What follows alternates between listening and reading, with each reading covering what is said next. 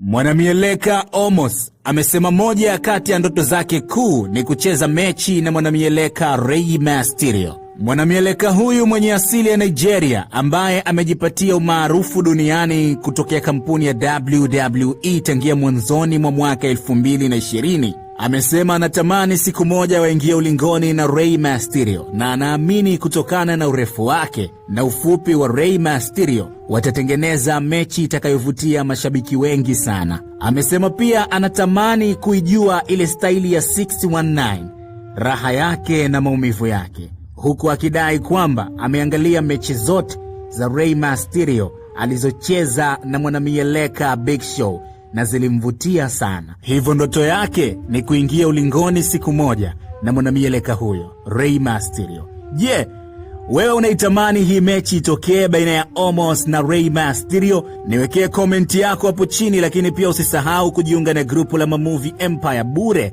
WhatsApp namba zetu hizo hapo. Mimi naitwa Kadir Mwanahimaya na hii ni Himaya Mieleka, Mieleka Empire. Usisahau kutufollow kwa ajili ya kupata habari za Mieleka kila siku. Bye bye.